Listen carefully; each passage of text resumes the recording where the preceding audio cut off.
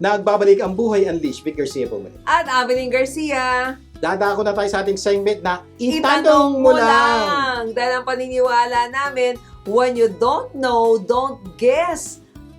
Sa Tagalog po, kapag hindi po natin alam, wag po tayo manghula, magtanong. Problema, marami po sa atin kung minsan ginagawa natin ito. So, pinapaalalahanan po namin kayo. Kung mayroon kayong tanong, hindi nyo alam ang gagawin, magtanong na po kayo. O kasi minsan parang feeling nila pag nagtanong sila, it's a sign of weakness. Mhm. Pero actually, it's a sign of bravery dahil meron kang courage to ask. Okay. May courage kang tanggapin na meron kang di mga alam. Okay. Gaya ng sinabi namin kanina, maraming tao nga ang pinaghahandaan ng kanilang birthday. At hindi lang pinaghahandaan, pinagkakagastosan pa. Oo, yung iba talaga excited sa birthday nila dahil sa mga regalong matatanggap. Pero gaano karami ang kilala ninyo na pinaghahandaan ang kamatayan? O, napakapagpapang tanong, gaano karami kilala nila? May kilala ba kayong excited o happy sa kanyang death day? Oo, sa totoo lang mas dapat nating paghandaan yung ating kamatayan dahil minsan ka lang mamamatay, pero maraming beses kang magbe-birthday. That's one thing kailangan Diba? ko intindihin natin. Minsan ka lang mamamatay, maraming panahon magbe-birthday ka, kaya paghandaan nyo pong mabuti. Kung di po napaghahandaan, makinig po kayo mabuti. Di ba sabi naman ng mga bride, di ba, yung mga magpapakasal, nako, minsan ka lang ikakasal, dapat itong paghandaan ng mabuti. Pero may mga pagkakataon naman na hindi yan Di po totoo yan. Diba? Dahil may pagkakataon, may mga tao, ilang beses na kinasal. Oo. Di ba? May kilala kayo. Pero tanong, isang beses lang ba? Hindi po totoo yun. Pero ito ang totoo. Oo, minsan ka lang mamamatay. Hindi na uulit di ba? May kilala po ba kayong Oo. namatay at namatay uli? Minsan lang. Oo, sabi kasi nila parang pusa, 9 lives, di ba? Pero hindi.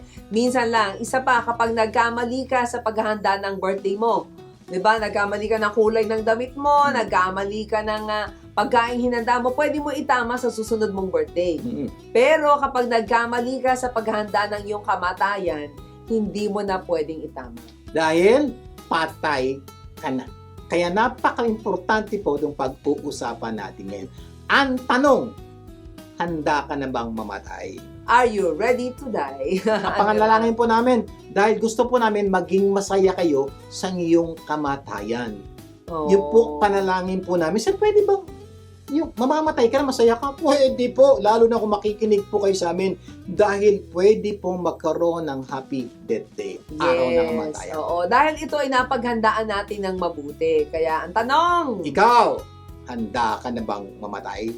ang tanong natin sa araw na ito ay ano-ano ang mga dapat gawin para mapaghandaan ang ating kamatayan. Sa ating episode na, Handa ka na bang mamatay? Okay.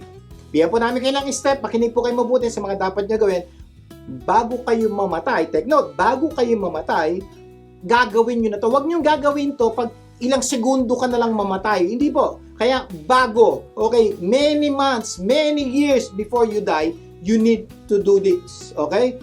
Para sa araw ng iyong kamatayan, you will have a happy death day. Ito maganda. Di ba, pag happy birthday, masaya yung may birthday. Masaya rin yung kumate ng birthday. Oo. Kundi po gusto namin mangyari. Sa araw ng kamatayan, masaya ka. Pero masaya rin yung umate ng iyong kamatayan. Sir, pwede yun? Para yata magulo itong usapan na to. Okay. Anong dapat gawin? Step number 1, have the right perspective about death. Sa Tagalog po, kung gusto niyo pong maging maayos, maging happy yung kamatayan, dapat may tama kayong pananaw patungkol sa kamatayan. Kasi pag mali ang yung pananaw, problema yan. Oo, kasi 'di ba pagka mali yung ating perspective, malamang mali rin yung iyong magiging buhay. Kasi Tandaan mali niyo po yan, perspective mo eh. Pag mali yung pangunawa niyo sa kamatayan, mali rin ang buhay na magkakaroon kayo. Kaya napaka-importante po itong step number 1. Dapat may tama kayong pangunawa, paniniwala sa kamatayan. Natutuwa ako si Socrates. Ito, meron siyang beliefs or meron siyang paniniwala. Sabi niya, death may be the greatest of all human blessings. Yeah. Sipin niyo mabuti, paano nangyari? Ang kamatayan daw ay isang pagpapala.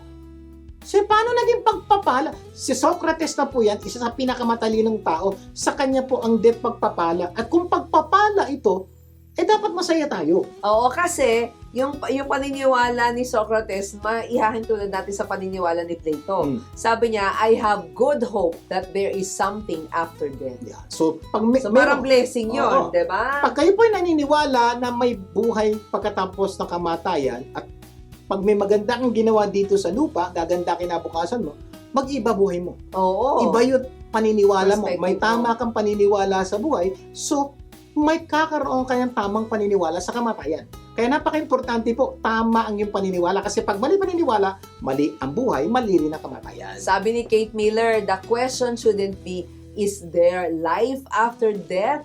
But is there life before death? Ang ganda rin po pangunawa niyan. Tuwing paniniwala, sabi niya, hindi na importante kung may life after death. Mas importante daw if there's life before death. Kasi po ang problema po may mga tao po ngayon, buhay pa, parang patay na. May kilala kayong gano'n? Yan bang hinihintay na lang yung kamatayan? Yan po yung mga taong buhay pa, pero patay na. Yan po yung mga taong walang buhay, pero malapit na mamatay. Kawawa naman po. Saan? Huwag po gano'n. Yes. Kaya nga, mas magandang paghandaan natin. Sabi naman ni Mark Twain, the fear of death follows from the fear of life. Yan. Oo. A man who lives fully is prepared to die at any time. Ang ganda po niya. Makinig po kayo buti. Pag medyo natatakot daw sa kamatay at may kilala kayong takot sa kamatay, tama? Malamang po, takot din silang mabuhay. Kasi po konektado yan So, takot ako mamatay. So, lalakad ako dito, pupunta ako dito, gagawin mo to, gawin to. Pag ginawa nyo daw po yan, pag mali ang pangunawa nyo sa kamatayan, meron kayong takot mamatay. At dahil dyan, takot ka rin mabuhay. Kawawa mo wala naman. ka nang pupuntahan, takot ka nang mamatay, takot ka pang mabuhay, saan ka pa pupunta? Yan, kawawa mo naman. Oo. Kaya napaka-importante, ito pong sabi niya, a man who fully live. May taong nabuhay ng tama. Yes. May tamang pananaw sa buhay. May tamang pananaw sa kamatayan. Alam niyo po, these are the people who can die anytime. Prepared sila. Handa silang mamatay. Bakit? Napaghandaan po nila. Masaya sila pag buhay sila, masaya rin sila pag patay na sila. Sana ganoon din kayo. O may quote pa nga si Murakami, death is not the opposite of life, but a part of it. Parte daw siya ng buhay. Totoo po, lalo na kung naniniwala kayo sa life after death. So, ibig sabihin, life today, there's life after death. Ibig sabihin, may buhay pa rin pagkatapos mamatay. Oo. Kasi tandaan niyo po, kadugtong po yun ang buhay. At pag ganun ang paniniwala niyo, mag-iiba po ang kilos niyo. Parang tuloy-tuloy, walang paghihinto, di ba? Lilipat ka lang ng lugar. Lilipat ka lang ng address. Sabi ni Mother Ito, maganda to, makinig kayo. Teresa, at the hour of death, when we come face to face with God, we're going to be judged on love. Not how much we have done, but how much love we put into the doing. Isa po napaka-importante po niya. Pag kailangan po, nung nabubuhay, habang nabubuhay kayo ngayon, do you love? Have you expressed your love?